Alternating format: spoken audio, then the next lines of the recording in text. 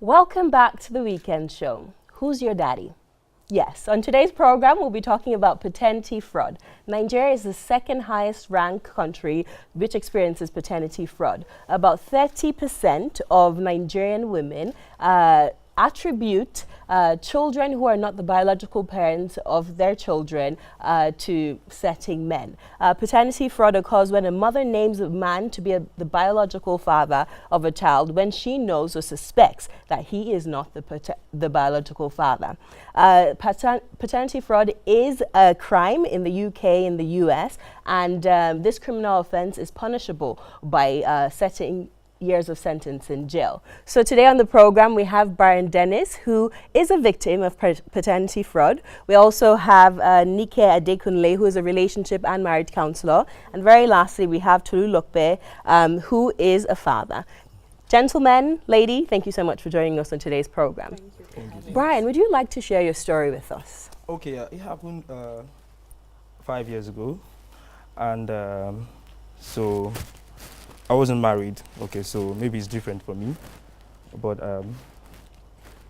my partner said she was pregnant, and I was young, and but I was ready.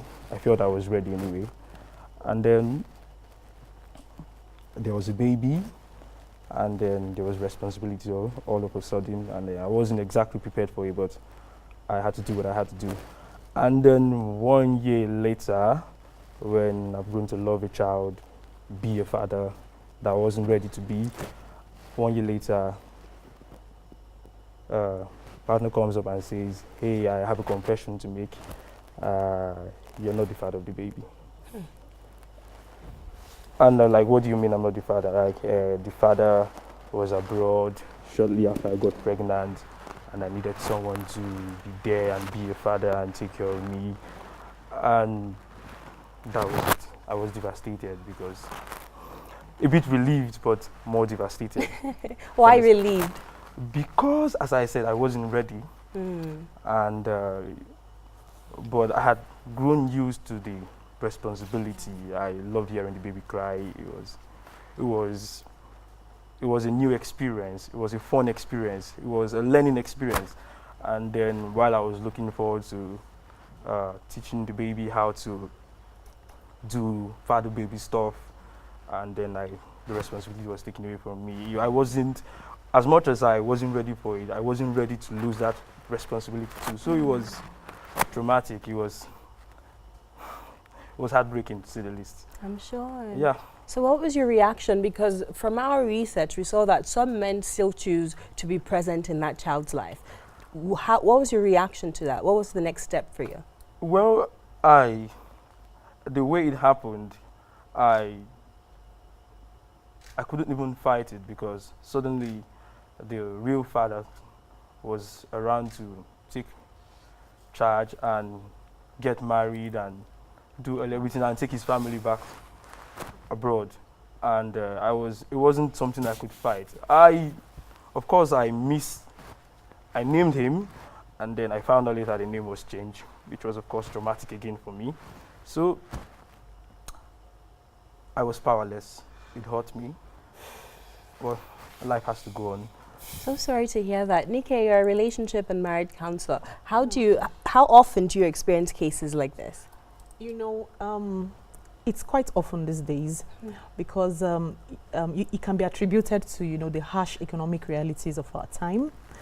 A lot of ladies seek for, you know, potential praise that they can, you know, get things from, and, you know, get a little bit of relief from. And so these days you get a lot of people, especially ladies, that yes, they know, but they also think that, and it's just not in this form alone, it's also in other forms, like, you know, just trying to make sure that you have a child for a rich man and you know that you are secured. You know, it's more of financial, you know, taking a lot of financial responsibility from you. That is why a lot of, and, you know, getting financial security as well. So I think that's why a lot of people do it. But that is not to say the least that is not going to be traumatic, but it's everywhere, both on the side of, you know, the initial parent, that a baby is suddenly snatched from, and even the child. And a lot of people don't pay attention to the child, because especially if the child has grown a little bit more, and all of a sudden you are beginning, because whether you like it or not, there's stigma in the society.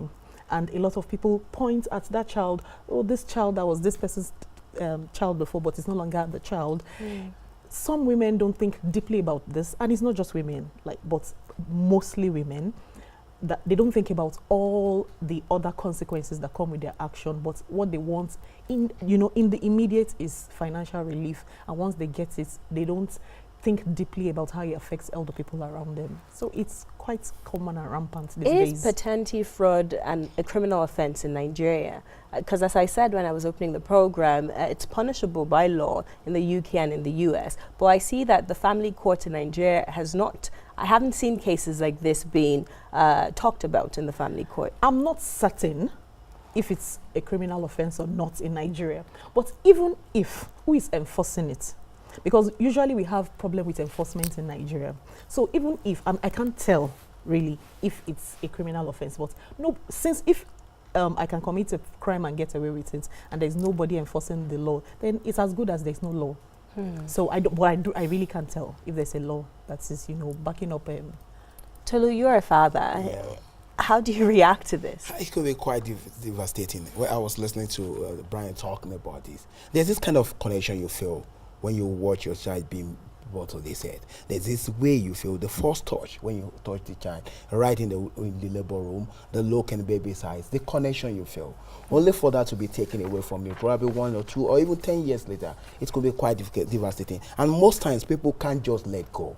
I can understand where it's coming from. And if I happens to be in his shoe, I will have maybe felt worse, because the connection you have with the baby, you don't want to let it go. Even when the father of the child comes and say, I want to take the child away, but you just cannot let it go, because you have this kind of connection with him, and you want to have that going forward, moving forward. But unfortunately, you can't have that. I think it's coming to the fore, the way things are happening right now. And I personally want to see it as probably part of civilization that is coming, we are gradually coming to terms with. Because when you take your mind back, maybe like 20, 30 years ago, most of the things that we do probably subsistence farming, people go to farming. So most times, parents tend to spend more time with their spouses. They stay at home, you go to farm together, you are virtually spending the whole time together. And you come back from the farm, you're back completely around 4 or 5.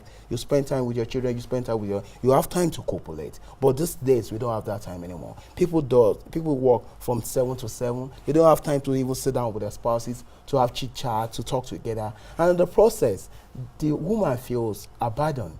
And men are quite different from women. Men are carried away by their physical attributes. They want to see their woman beside them and stuff. But women want emotional attachment. And when you get married, you feel that now we are married, let me start taking care of doing my fatherly responsibility. You want to hustle, you want to get money to the house to be able to take care of responsibility. And the process, you forget some basic things that you're supposed to take care of, the emotional attachment to the wife, the affection, the little things about your hairstyle, all of those things. And when women notice that, you stop taking notice of them, and they start feeling this kind of, this man doesn't care about me anymore, and they start looking for a place where they can get that emotional attachment. So are you saying some women are justified in doing this? I don't want to justify the action, but if I wanted to take a look at some of the factors that must be responsible, both ways, there are so many responsibilities on the part of the two spouses to see how they can work things out. But it's really, there's no excuse for infidelity, no matter what. No matter how you feel, you're emotional, you're not attached to your spouse anymore, but there's no excuse for infidelity.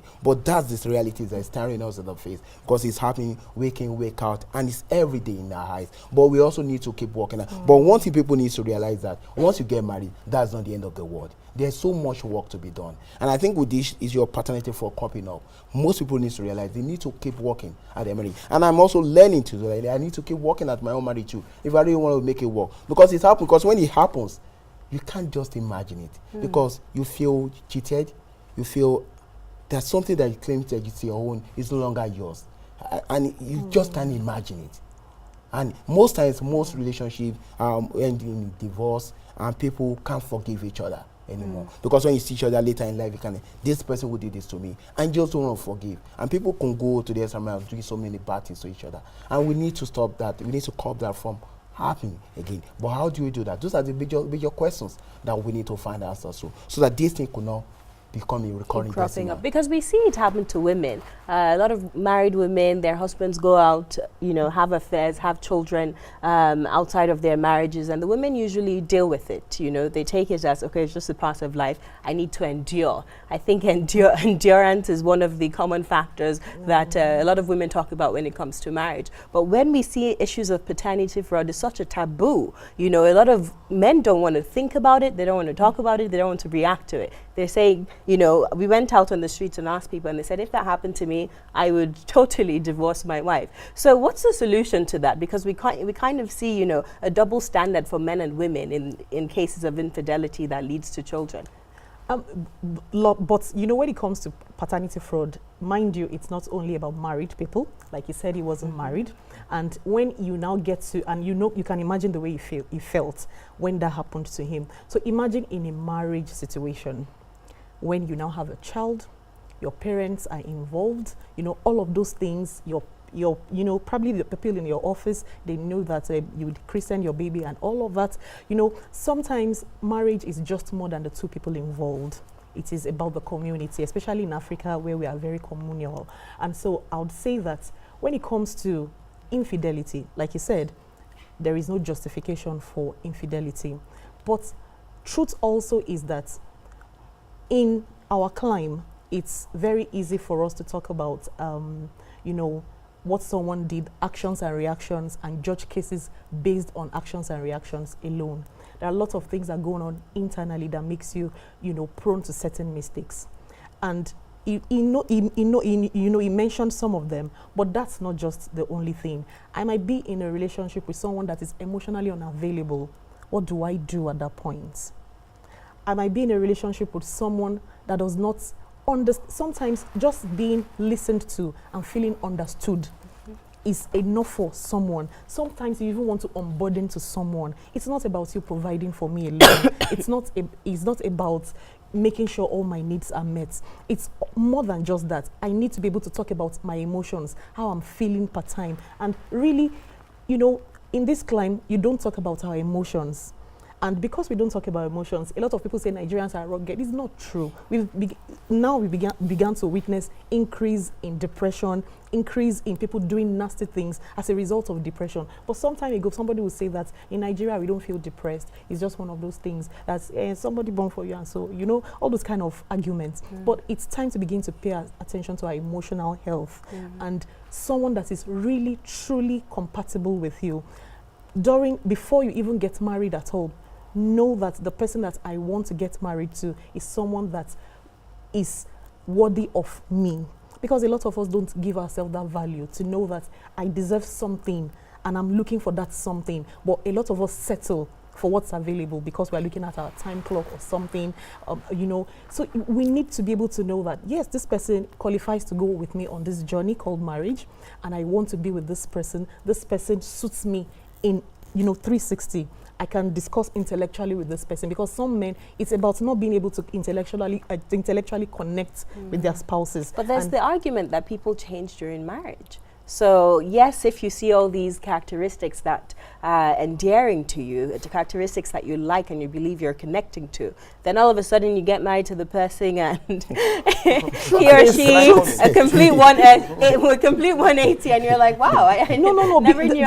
This happens usually because we look at people from the superficial. A lot of people don't look for real values, their core. They don't consult their core when they are getting, you know, involved with someone. They just look at the superficial. I think he has 6 packs, and I think he has the right kind of amount of money that I need. You know, all those superficial things. But you're not consulting yourself and asking yourself, what do I need?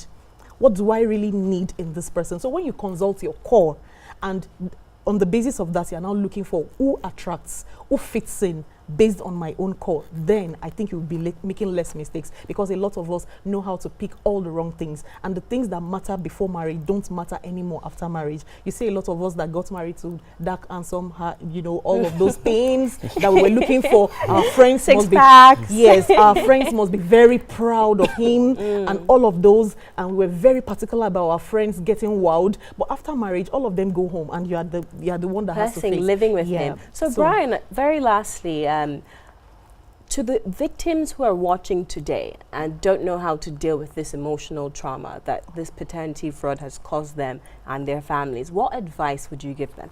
Okay, before I give that advice, I would like to just make an observation. While speaking, you talked about men having children outside Yes. the family and then trying to, in a way, place it side by side with paternity fraud. To me, it's very different, and like they're worlds apart. A man has a child outside, and he doesn't in any way tell his wife, you're the mother of that child.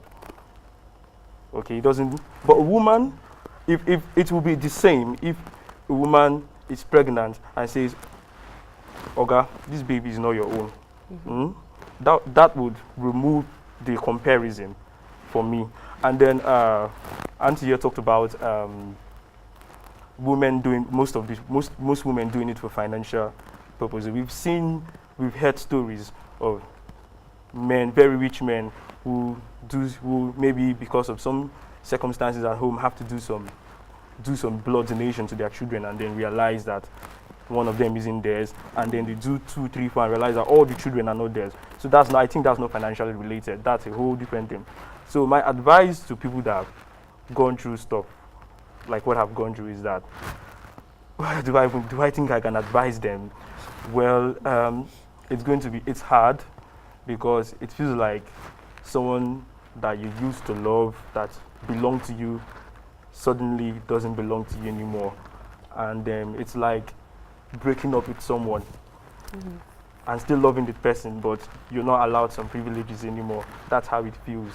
And the best bet is to pick up your bags and move on. Still love the person, still love that child, still love God. Be there somehow if you're needed. But it's unfair, but that's how it is. Oh, That's just how it is. Well, I think one thing that I think people need to know, I think we need to see more of therapists these days, because gone are those days when people don't see the need to see a therapist. But just like what he went through, if you had been in a situation whereby you can get somebody to talk to open out to, you could be able to onboard in some of these things. Just like people are suffering from depression these days, issues like this could lead to depression. And before you know it, people commit suicide. But if you get somebody to open up to talk to, they'll be able to help you to onboard in your problems and be able to find solutions to it.